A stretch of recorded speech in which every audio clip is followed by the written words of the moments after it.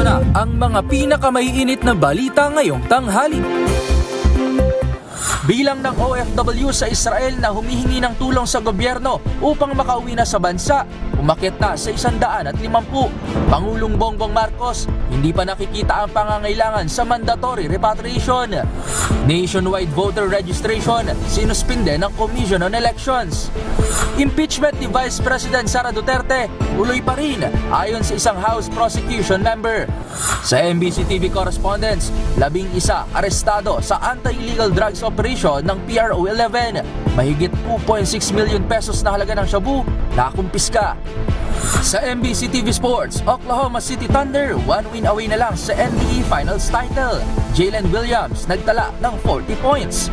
At sa Showbiz Spotted, veteranong aktor na si Kokoy Laurel umanaw na sa edad na 72.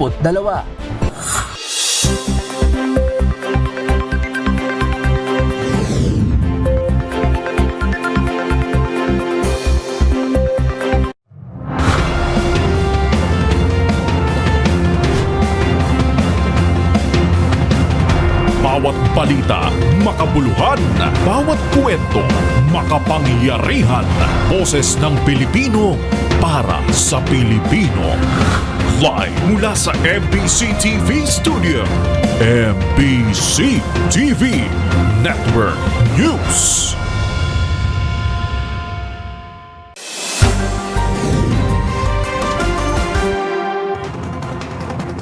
Una sa ating mga balita, sumirit na sa 150 overseas Filipino workers o OFWs ang nanawagang ligtas na ma-repatriate sa gitna ng tumitinding gerian ng Israel at Iran.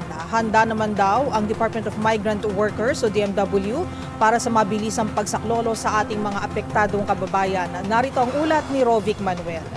Umakyat na sa 150 ang bilang ng mga overseas Filipino workers o OFWs ang humihingi ng tulong sa ating pamahalaan upang agad nang makauwi sa Pilipinas. Ito ay sa gitna pa rin ng kanilang takot sa nagpapatuloy na gera sa pagitan ng Israel at Iran. Sa press briefing itong Martes, sinabi ni Department of Migrant Workers o DMW Secretary Hans Leo Kakdak na nagsisimula na ang repatriation efforts para sa ating mga kababayan. Sa huling tala ng DMW at ng OWA, tagumpay silang nakapagpabalik ng nasa 52 OFWs kasama na ang kanilang mga anak na na-stranded sa Jordan at Dubai na dumating simula noong Lunes.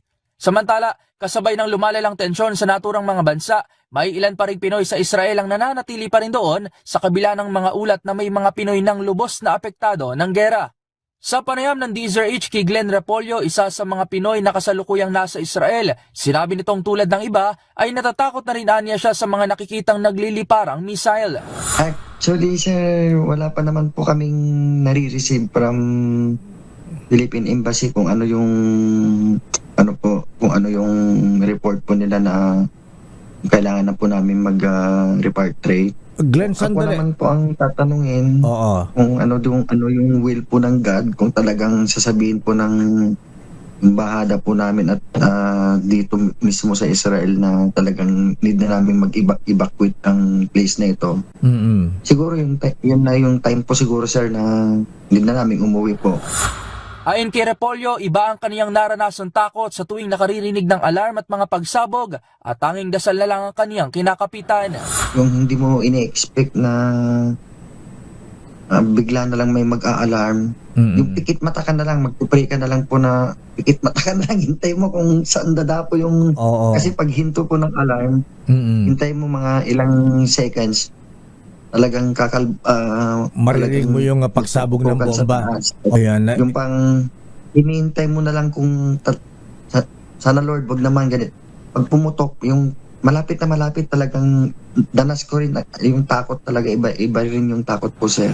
Sa kabila nito, tiniyak naman ni Repolyo na tulad ng iba niyang kasamang Pinoy doon ay nakahanda silang umuwi sakaling mag-anunsyo ang embahada na kailangan na nilang mag-repatriate. Samantala, sa isang ambush interview naman kanina kay Pangulong Bongbong Marcos sa San Francisco High School, sinabi nitong hindi pa daw kailangan ng mandatory repatriation sa Israel at Iran at ipinauubayan niya na sa mga Pilipino doon kung ligtas sila o gusto nang magpa-evacuate. We generally leave it to each individual or to each family to decide for themselves whether or not they feel safe or whether or not they would like to be evacuated. Sa uling tala ng Philippine Embassy in Israel as of June 17, 7 na ang naitatalang Pinoy na nasugatan mula sa mga missile attack at 49 ang nawala ng tirahan. Sa higit 30,000 namang Pinoy sa naturang bansa, higit 1,000 na ang nakauwi sa Pilipinas simula Oktubre noong 2023 hanggang ngayong buwan, habang nasa 63 na mga Pinoy na ang nabigyan ng assistance. Para sa MBC TV Network News, ito si Rovic Manuel ng DZRH TV. Una sa Pilipinas, una sa Pilipino.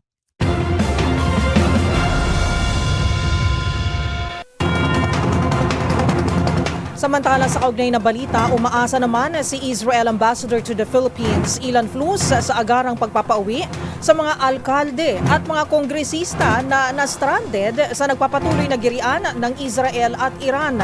Tiniyak naman ng Mashav Deputy Head na ligtas at pinapangalagaan ang kaligtasan ng mga apektadong opisyal ng pamahalaan. Ang mga detalye, narito ang aking report. Umaasa si Israel Ambassador to the Philippines, Ilan Flus, na makakauwi sa lalong madaling panahon ang 17 alkalde at local government officials galing Pilipinas na naiipit ngayon sa gulo sa pagitan ng Israel at Iran. Sa panayam sa kanyang media, sinabi ni Flus na ginagawa ng pamahalaan ng Israel ang lahat upang makauwi na ang naturang mga opisyal. Ngunit nakiusap na habaan pa ang pasensya dahil sa nararanasang hidwaan sa pagitan ng Israel at Iran na nauwi sa missile attacks at pagsasara ng airspace ng Israel at mga karatig bansa. Ang naturang mga Pilipinong opisyal na kinabibilangan ng mga mayor at pinaniniwala ang 2 miyembro ng mababang kapulungan ng Kongreso ay nasa Israel upang lumahok sa study tour on urban agriculture and green cities na inorganisa ng Mashav Israel Agency for Development Cooperation. Ayon kay Ambassador Flus, maliban sa mga opisyal, may isa pang grupo na nasa Israel para naman lumahok sa dairy farming at sharing of best practices, habang may isang Pilipino na miyembro ng LGBTQ community na nagtungo sa Israel upang lumahok sa isang advocacy program. Samantala sa hiwalay na panayam, sinabi ng Deputy Head ng Mashav na si Irit Savion Vidergorn na nasa ligtas na kalagayan ang 17 opisyal at lahat umano ng mga pangangailangan nila ay tinutugunan naman ng pamahalaan ng Israel. Kinumpirma naman ni Vidergorn na nagpahiwatig ang lahat ng mga kalahok na Pilipino na naisan nilang umuwi ng Pilipinas, kaya naman puspusa na rin umano ang paghahanap ng paraan upang ligtas na makalabas ang delegasyon via Jordan. Banggit niya na ikipag-ugnayan ang consular services ng Israel sa mga otoridad sa Jordan upang masiguro ang special permits para sa ligtas na pagbiyahe ng mga Pilipino via Jordan at kinalaunan ay makauwi na ng Pilipinas. Ako si Karen Oyong, nag-uulat para sa MBC TV Network News. Una sa Pilipinas, una sa Pilipino.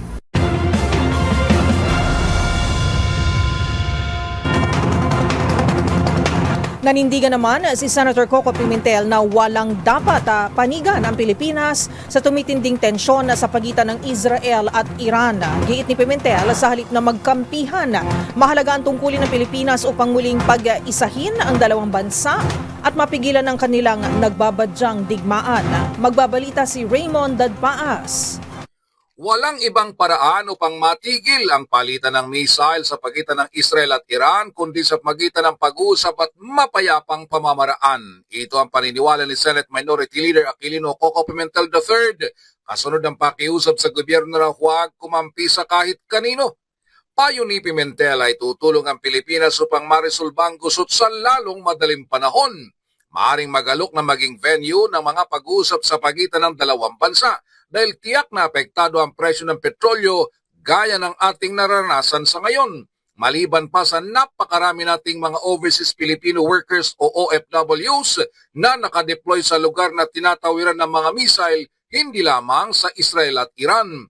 Nauna nang nanawagan ng iba pang senador sa mga kinaukulang ahensya ng pamahalaan gaya ng Department of Foreign Affairs, ang Department of Migrant Workers at OWA o Overseas Workers Welfare Administration na maglatag na ng repatriation plan para sa ating mga OFWs sa lugar. Sa report ay sarado na ang mga airport sa Israel kahit kailangan na ng land-based repatriation routes para makalabas sa nasabing bansa. Tiniyak naman na naman nasabing ahensya na kumikilos na sila upang makauwi ng ligtas ang mga kababayan nating OFWs na gusto nang umuwi ng Pilipinas. Maliban sa mga OFWs ay ilang mga opisyal din ng pamahalaan ang napaulat na stranded ngayon sa Israel. Impact nito kasi of course oil prices apektado for sure. And then ang dami natin deployment sa area na yon. Tinatawiran ng mga missiles yung area na yon. So ang contribution siguro natin dito is to observe the cold neutrality of an impartial judge.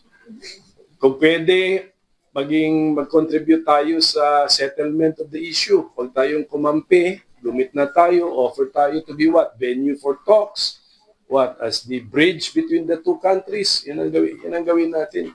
Kasi kailangan peaceful resolution po ito. Para sa MBC TV Network News, ito si Raymond Advaz ng DZRH, una sa Pilipinas, una sa Pilipino.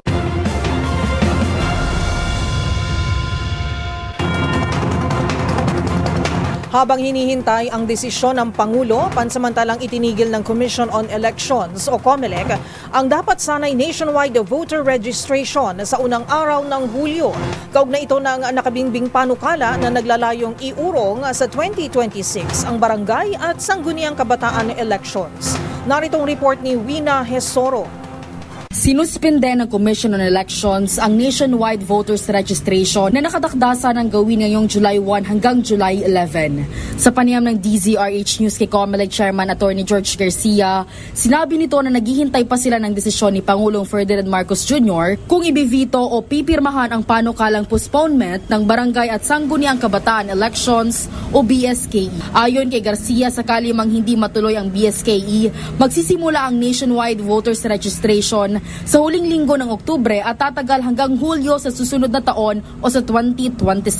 Pagdesisyonan po natin na wala mo ng voter registration na mangyayari ngayong July 1 to 11 dahil napaka-iksi ng panahon po na yan. At gano'n naman na tayo naghihintay sa kasalukuyan kung ito ay mapipirmahan na ng Pangulo yung pagsususpend o pagre-reset ng barangay and SK elections. Kung magkaganon po, ang ating pong mga registration ay magsisimula na lamang sa huling linggo ng Oktubre at tatagal po ito hanggang Hulyo 10 ng susunod na taon. Ibig sabihin aniya mahaba ang panahon para paghahandaan ang BSKE na mangyayari sa November 2026. Ibig sabihin ganun po kahaba ang magiging registration natin para po sa tinatawag natin barangay and SK elections na maaari mangyari na sa darating na Nobyembre ng 2026. Samantala, hindi bababa sa 3 billion pesos ang kakailanganin na dagdag na pondo ng COMELEC sakaling matuloy ang postponement ng BSKE dahil marami aniya ang mga pagbabago na kakailanganin nilang ikonsidera para sa preparasyon ng eleksyon sa susunod na taon. Para sa MBC TV Network News, ito si Wina Pearl Hesoro ng DZRH, una sa Pilipinas, una sa Pilipino.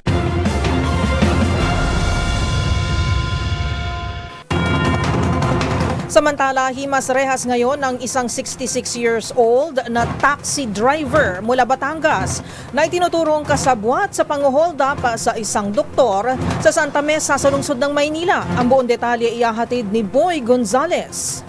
Arestado sa ikinasampalo operasyon ng Police Manila ang isang taxi driver na kasabwat umano sa pang-hold up sa isang doktor sa Santa Mesa, Maynila. Kinilala ng MPD ang naaresto na si Reynaldo Belga, 66 anyos na residente ng Sana Pio Quinto, Malbar, Batangas City. Sa investigasyon ng MPD Station 8, sumakay ang biktima sa Evangeline Taxi na may plate number ARA-4776 na minamaneho ng suspect sa Santa Mesa para magpatid sana sa Cubao, Quezon City. Pero pagsapit ng Aurora Boulevard, malapit sa isang mall sa Magnolia, lungsod ng Quezon, ay huminto ang taxi driver kusami ay biglang sumakay na lalaki saka sa binusalan sa bibig at nawala ng malay. Nagising na lamang ang biktima sa bangketa sa bahagi ng Rosario, Pasig City at dito na siya humingi ng tulong sa mga otoridad para makauwi. Agad siyang nag-report sa pulis. Ang doktor at sa tulong ng CCTV ng barangay ay naaresto ang taxi driver sa Sampaloc area pero hindi na nabawi ang mamahaling cellphone ng biktima at perang aabot sa 8,000 piso. Para sa MBC TV Network News, ito si Boy Gonzales, una sa Pilipinas, una sa Pilipino.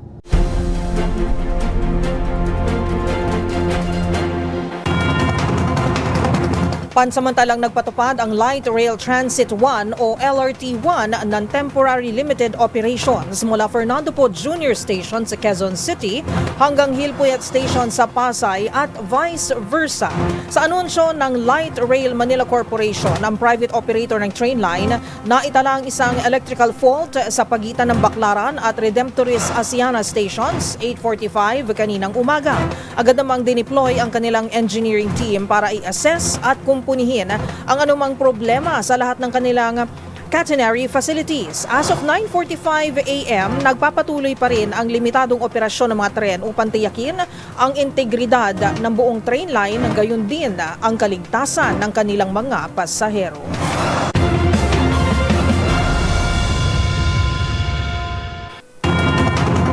Samantala, pinapapalitan ng bago ni Pangulong Bongbong Marcos sa Department of Public Works and Highways o DPWH ang gusali ng San Francisco High School sa Quezon City na nasunog bago ang muling pagbubukas ng eskwela. Batay sa assessment ng Fire Protection Bureau, sa tindi ng pinsala ay hindi nauubra ang pagkukumpuni sa apektadong gusali. Magbabalita si Ms. Let Narciso.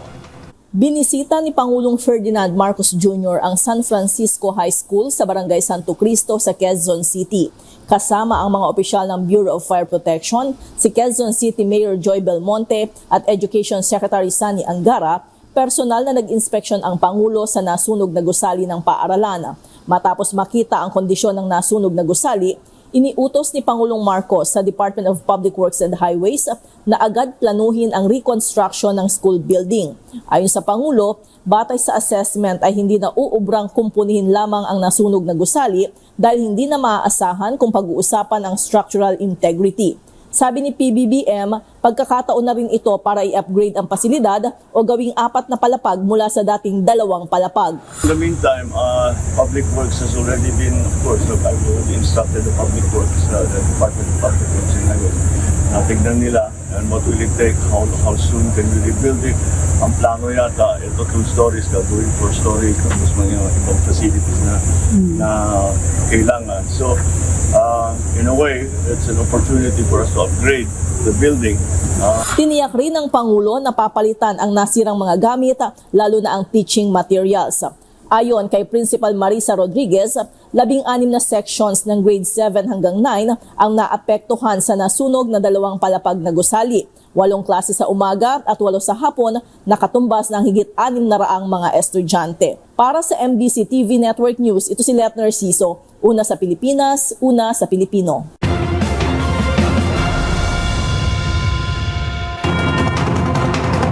Sinuspindi na ang pasok sa lahat ng paaralan sa buong bayan ng Santa Cruz sa Laguna. Ayon sa kanilang alkalde na si Mayor Edgar San Luis, dahil ito sa kumakalat na ulat sa social media tungkol sa umano'y bomb threat sa lugar. Kasama rin sa sinuspindi ang operasyon ng lokal na pamahalaan.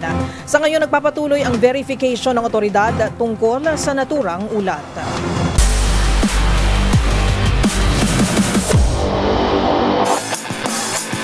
Sa mundo ng basketball, isang panalo na lang ang kailangan ng Oklahoma City Thunder para tuluyang makuha ang NBA Finals titles. Pinangunahan ng small forward na si Jalen Williams ang koponan matapos ang kanyang explosive 40-point performance. Naritong report ni Millie Borja.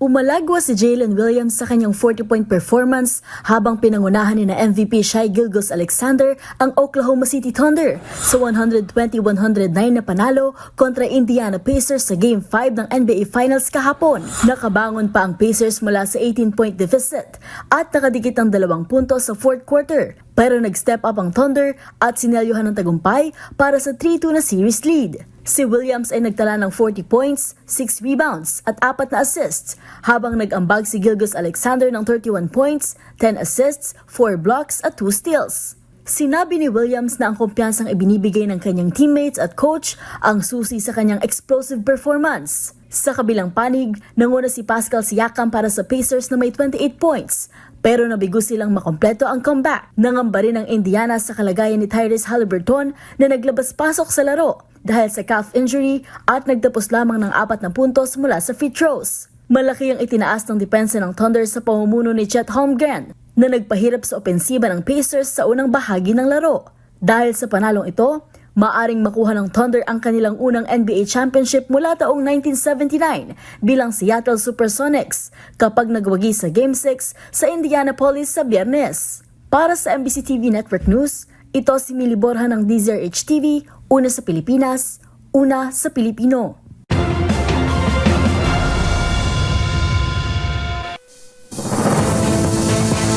Narito mga balitang dapat ninyong abangan. Impeachment ni Vice President Sara Duterte tuloy pa rin ayon sa House Prosecution Member. Para sa MBC TV Global, US President Donald Trump mas pinalalalang umano ang sitwasyon sa pagitan ng Israel at Iran ayon sa China. At sa showbiz spotted, veteranong aktor na si Kokoy Laurel pumanaw na sa edad na 72. Lahat ng yan sa pagbabalik ng MBC TV Network News.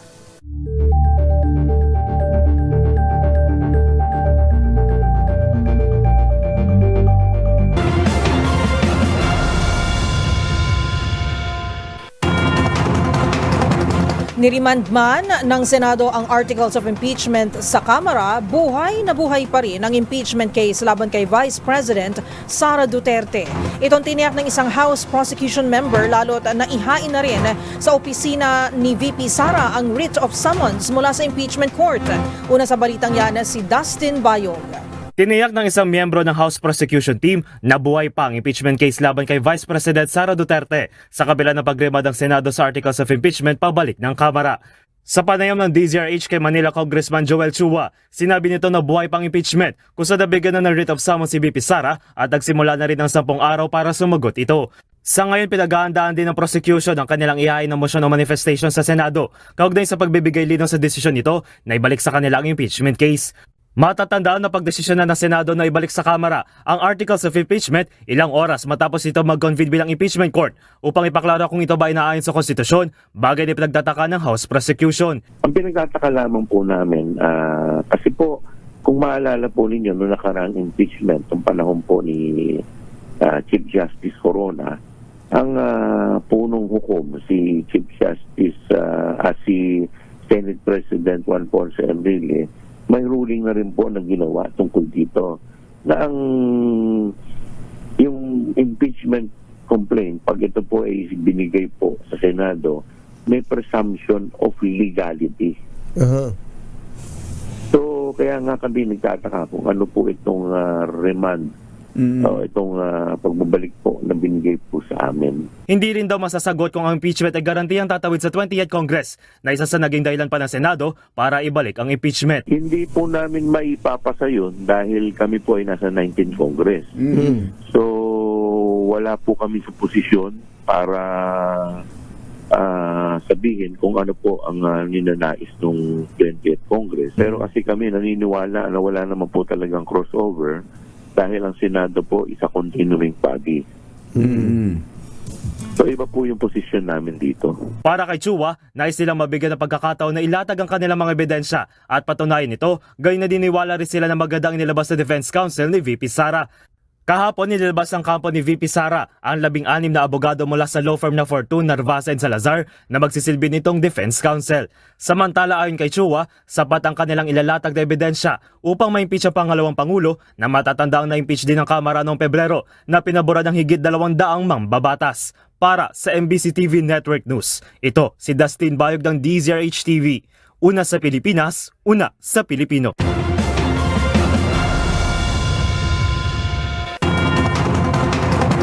Sa harap ng posibleng dagok sa ating ekonomiya, ikinakampanya na rin ng business sector ang agarang paggulong ng impeachment trial laban kay Vice President Sara Duterte. Habang tumatagal kasi ang delay at pagtatalo ng Kongreso sa paglilitis, ay posibleng maapektuhan din umano ang kumpiyansa ng investor sa bansa. Ang paliwanag ng House Impeachment Spokesperson, tinutukan yan ni Milky Rigunan.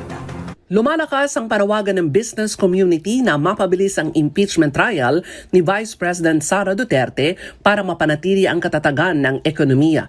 Ayon kay Attorney Antonio Ori Bucoy, House Impeachment Spokesman, mahalagang umusad ng impeachment para sa kumpiyansa ng mga negosyante. Sabi ni Bucoy, pwedeng maapektuhan ang investors' confidence kung matatagalan pa ang proseso ng impeachment. Lalabasaan niya ito ng kawalan ng katatagan sa gobyerno kung patuloy ang bangayan ng mga mambabatas at mga nananawagan na papanagutin ang vice-presidente. Dagdag pa ni Bucoy, habang naantalang impeachment, lumalaki ang pagkadismaya ng publiko at mga negosyante na gusto na ring marinig ang panig ni VP Sara sa lahat ng mga alegasyon laban sa kanya. Narito si Attorney Antonio Ori Bucoy, House Impeachment Spokesman. A swift trial will address the issue of stability, the issue of investor confidence in the Philippines. Kasi po, habang tumatagal ito, habang naaantala, habang lumalawig, naguguluhan ng tao. Anong ginagawa ng tao? Nagagalit, nagrarally, nagpoprotesta. So, sa foreign investors, hindi po maganda yan. Ang gusto ng foreign investors, stability. Paliwanag pa ni Bucoy, ang pagkakaantala ng impeachment proceedings ay nakaapekto sa iba pang tungkulin ng mga mababatas, lalo na sa pagpasa ng mga halagang panukalang batas sa darating na 20th Congress. Para sa MBC TV Network News, ako si Milk Regunan. Una sa Pilipinas, una sa Pilipino.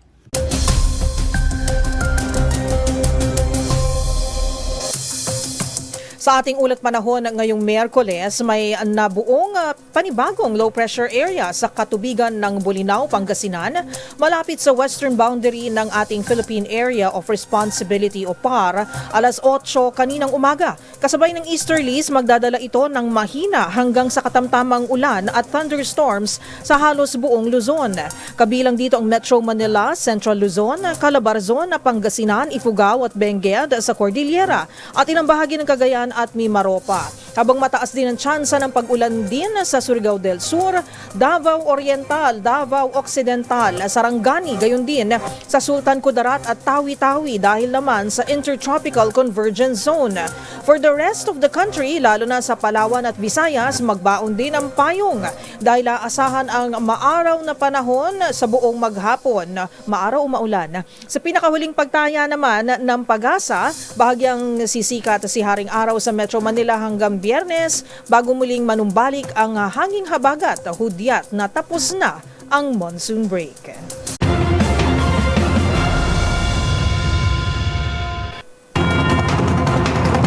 Samantala, sa iba pang mga balita, kanselado na ang pasok sa buong bayan ng Baler at Maria Aurora sa Aurora Province dahil sa malakas na buhos ng ulan. Ayon sa anunsyo ni Baler Mayor Retta Angara at Maria Aurora Mayor Ariel Bito nga walang pasok ang mga pribado at pampublikong paaralan sa lahat ng antas sa lugar.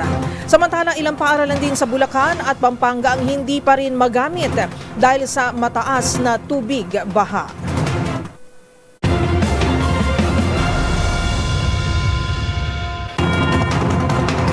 Sa iba pang balita, positibo ang sandataang lakas ng Pilipinas na hindi madidestabilize ang kontrol ng Pilipinas sa West Philippine Sea kasunod ng pagsaklolo ng US aircraft carriers sa Middle East. Ayon sa AFP o Armed Forces of the Philippines, tuloy ang pagpapatrolya ng sarili nating puwersang pandagat. Tinutukan niya ni Edniel Parosa. Kumpiyansa ang Armed Forces of the Philippines na hindi makaapekto sa West Philippine Sea ang paglisa ng aircraft carrier ng Amerika sa Indo-Pacific region papunta sa Middle East. Kasabay pa rin ito ng tensyon sa pagitan ng kaalyado ng US sa Israel at ng pinsang Iran. Sa punong palitan sa Camp Aguinaldo, siniguro ni Navy spokesman for the West Philippine Sea Rear Admiral Roy Vincent Trinidad na patuloy ang sariling pagpapatrolya ng hukbo. Ito'y kahit naglayag pa pagitnang silangan ang USS Nimitz na dati nakaposte sa South China Sea. Paliwanag ni Trinidad, normal lamang sa mga dynamic naval forces ang umikot sa mga potential hotspot area gaya ng ginagawa ng Philippine Navy sa WPS. This is also the same approach of other navies.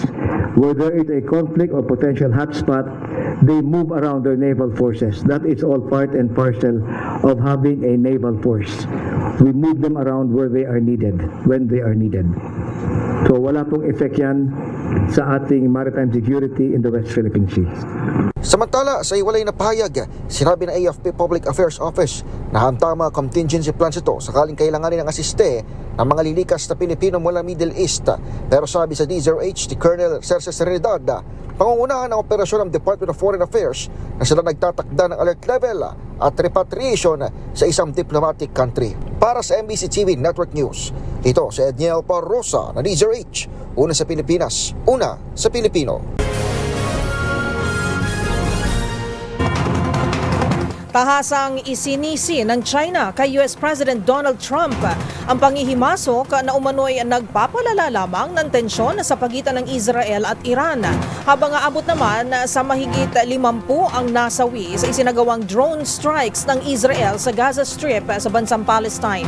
Ang mga balita ng kabi-kabilang kaguluhan mula sa ibayong dagat, tinutukan yan sa Global Headlines Report ni James Galangi. Naniniwala ang China na mas lalong umunong pinaniningas ni US President Donald Trump ang tensyon sa pagitan ng Israel at Iran matapos ang naging panawagan nitong inika sa mga residente sa Tehran. Ito'y matapos ang sunod-sunod na airstrike na ilulunsad ng Israel mula noong nakaraang linggo. Ayon kay Chinese Foreign Minister Guo Jiakun, ang paglalala ng sitwasyon, pagbabanta at paglalagay ng presyon ay hindi anya makatutulong para mapakalma ang gulo. Sa halip, lalo lamang itong lalala at lalawak. Kahapon niya ay pinanawagan naman ni Trump ang pagsuko ng Iran at nagbabala na nauubos na anyang pasensya ng Amerika, ngunit wala pa sa plano itong patayin ang leader ng Iran sa ngayon.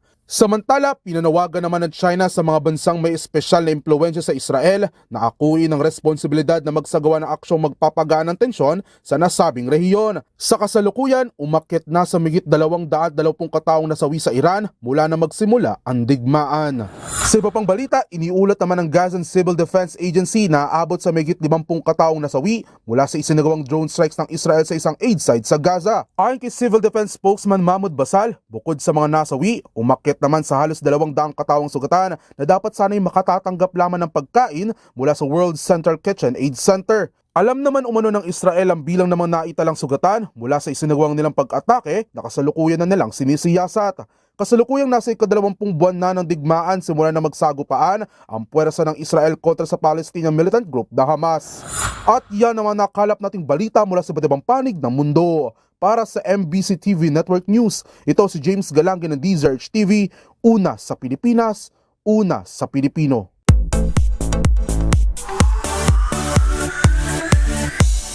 Sa edad na 72, pumanaw na ang veteranong aktor at mga awit na si Victor Laurel o mas kilalang si Kokoy Laurel. Si Kokoy ang isa sa naging leading man ng superstar na si Nora Honor at ng star for all seasons na si Vilma Santos sa ilang mga patok na pelikula noong dekada 70. Ang mga detalye panoorin sa Showbiz Report ni Rovic Manuel. Pumanaw na sa edad na 72 ang veteranong aktor at mga awit na si Victor Laurel o mas kilala bilang si Kokoy Laurel nitong nagdaang Sabado, June 14. Ito ang kinumpirma ng kaniyang pamilya sa pamamagitan ng isang post sa Facebook page ni Celia Diaz Laurel na pinamamahalaan ng kaniyang pamilya nitong Lunes. Hindi binanggit kung ano ang dahilan ng pagpanaw ng aktor, ngunit hinihiling ng kanilang pamilya ang taimtim na panalangin at pakikiramay para kay Kokoy.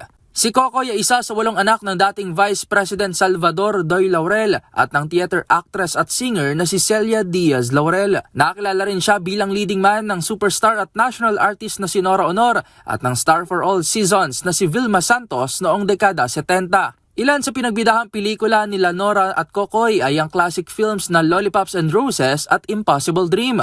Habang Ophelia in Paris, Disco Forever at Pinay American Style naman ang ilan sa pelikulang nagawa ni Kokoy kasama si Ate V. Samantala, ilan pa sa mga umalala at naghatid ng pakikiramay kay Kokoy na nakasama nito sa industriya ay sina Lea Salonga, Lotlot de Leon, Franco Jose Laurel, Yani Rumbao at ang pamangkin nito na si Nicole Laurel Asensio na inalala ang kabaitan at husay noong nakasama nila ang namayapang aktor. Para sa MBC TV Network News, sa ngalan ng ating showbiz angel, ito si Rovic Manuel ng DZRH TV, una sa Pilipinas, una sa Pilipino.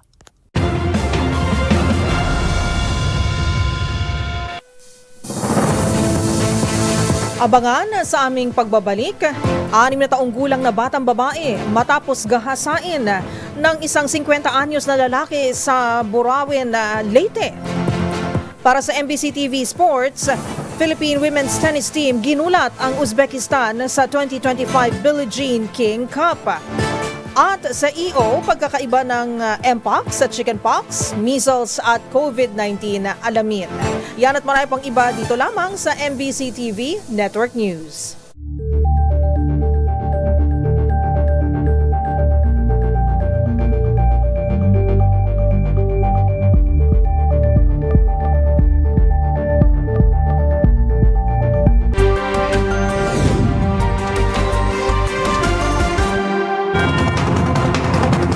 Sa pagpapatuloy ng ating balitaan, nahimas sa rehas ang 11 individual sa ikinasang anti-illegal drugs operations ng Police Regional Office Region 11.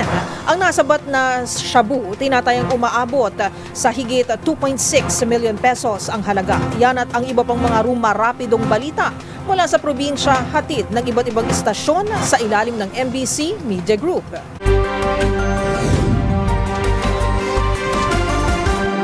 Balita mula sa Davao Region. 11 individual ang naresto sa siyam na magkahiwalay na operasyon laban sa iligal na droga na isinagawa ng Police Regional Office 11 o PRO 11 mula Hunyo 17 hanggang Hunyo 18, 2025. Batay sa report ng PRO 11, umabot sa kabuuhang 386.2423 grams sa hinihinalang shabu ang nakumpiska mula sa mga sospek na may tinatayang standard drug price na nagkakahalaga ng 2,626,447.64.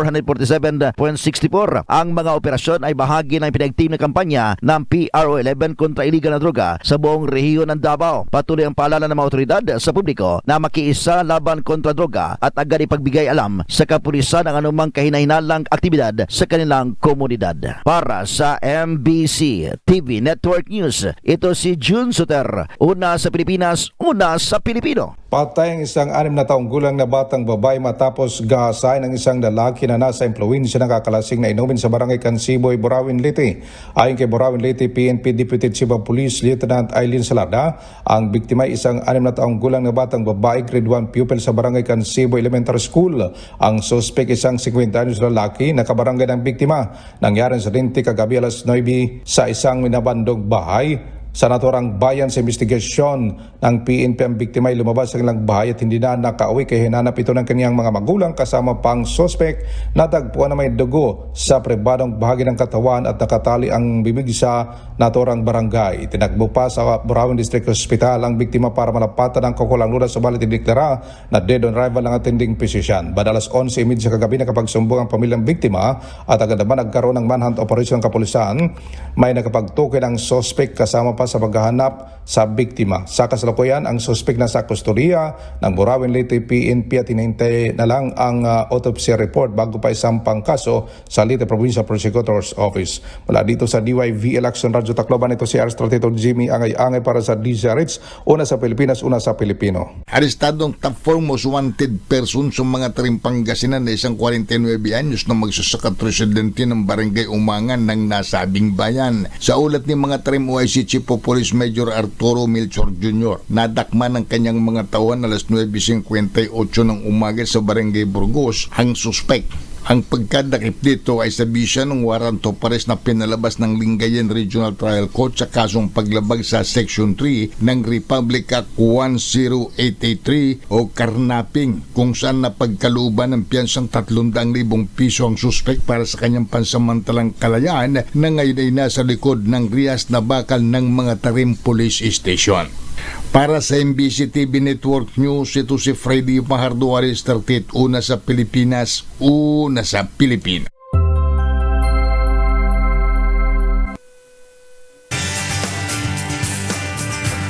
Muling naging usap-usapan ang monkeypox o Mpox matapos may ulat ang pagtaas ng bilang ng mga kaso nito sa bansa.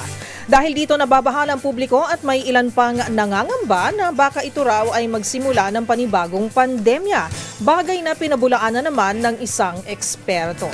Ang pagbibigay linaw ni Dr. Winlove Mojica tungkol sa Mpox, gayon din ang pagkakaiba nito sa chickenpox at measles o tigdas. Tutukan sa Expert's Opinion Report ni Rovic Manuel. Isa na sa mga pinangangambahan ngayon ng publiko ang pagtaas ng kaso ng monkeypox o mpox sa iba't ibang panig ng mundo, kabilang narito sa Pilipinas. Ang ilan, sinasabi na baka ito ay baka matulad ng nangyari noong COVID-19 pandemic. Ngunit ito ang pinabulaanan ng mga eksperto kung saan binigyan linaw nila na ang mpox ay isang uri ng skin disease na maaaring maipasa sa pamamagitan lamang ng skin-to-skin contact, hindi tulad ng COVID-19 na airborne ang mode of transmission. Ayon sa mga pag-aaral, karaniwan sa mga senyales na mayroong mpox ang isang tao kapag nagsimula na itong magkaroon ng mga rashes, lagnat, pananakit ng ulo at pamamaga ng mga kulani. Ngunit isa sa mga tanong ng publiko ay kung ano nga ba ang pagkakaiba ng sakit na ito sa chickenpox at measles o tigdas. Sa programang Expert's Opinion, binigyang linaw ni Dr. Winlove Mojica, isang Infectious Dermatology Division Chief ng Philippine General Hospital o PGH, ang pagkakaiba ng mga nasabing sakit, gayon din kung inaasahan nga bang maging isang pandemya ang mpox. Parang COVID-19 ba to? Hindi naman. Katulad ng sinabi ko, virus siya, pero hindi siya katulad ng chickenpox, hindi rin siya katulad ng COVID. Yung tigdas, walang paltos yon. So, ang malapit na kamukha ng mpox ay yung sinasabi nating varicella or chickenpox at yung sequelae ng varicella or yung parang recurrence ng bulutong pagtumanda, yung tinatawag nating herpes zoster or culebra or shingles. Kabilang rin sa binigyang diin ni Dr. Winlove na maaari pa rin magkaroon ng mpox ang isang tao kahit nagkaroon na ito ng chickenpox at vice versa. Yung mpox at chickenpox ay hindi magkaugnay. Okay, magkaiba silang virus. So, kapag nagkaroon ka ng mpox, pwede ka pa rin magkaroon ng chickenpox. Kapag nagkaroon ka ng chickenpox, pwede ka pa rin magkaroon ng mpox. Sa tala ng Philippine Emergency Alerts as of June 2, 2025, mayroon ng kabuuang 46 confirmed cases ng mpox habang 38 kaso naman ang under observation. Kasabay nito, nagbigay naman ng paalala si Dr. Winlove sa publiko sa mga dapat na gawin sakaling tamaan ng mpox, gayon din kung paano ito may iwasan. Kung meron ka na niyan, tapos nagsa-start ka mag-develop ng mga parang butlig-butlig, paltos-paltos, huwag ka nang mag-atubili na magpatingin sa doktor. I think isa yan sa gusto nating i-emphasize na tutulungan naman kayo ng healthcare community and at the same time ng pamahalaan. And of course, huwag kakalimutan, important ang nutrition. No? Kailangan kumain ng mahusay para malabanan ng katawan ang mpox. Kaya naman, mariin ring paalala ng mga eksperto, prevention is always better than cure. Piliin na laging mag-ingat at sumunod sa mga paalala ng eksperto at ng gobyerno nang hindi lalong mapahamak sa sakit at lalong-lalo na sa fake news. Para sa MBC TV Network News, ito si Rovic Manuel ng DZRH TV. Una sa Pilipinas, una sa Pilipino.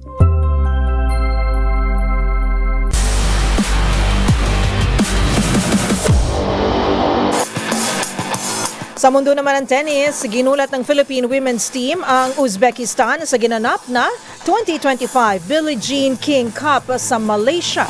Mula sa pagkatalo sa Indonesia, nakabawi ang nationals sa group stage para makuha ang 1-1 win-loss record. Ang mga detalye sa report ni Millie Borja.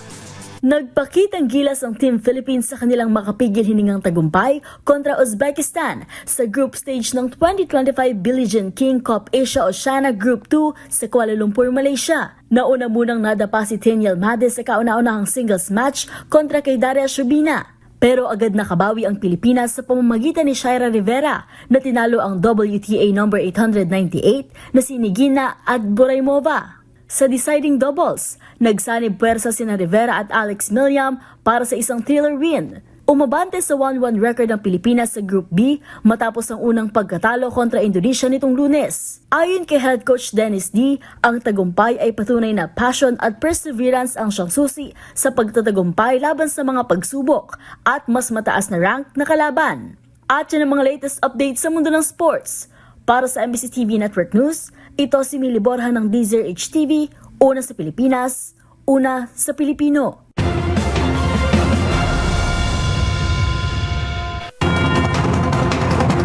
At yan ang mga nakalap naming balita ngayong araw ng Miyerkules. Sa ngalan ni Yuel Reyes, ako partner, get well soon. Ako po si Karen Oyong. Magkita-kita tayong muli bukas, araw na po ng Huwebes, para sa mga balitang makabuluhan, mga kwentong makapangyarihan. Hatid ang boses ng Pilipino para sa Pilipino. Ito ang MBC TV Network News. Una sa Pilipinas, una sa Pilipino.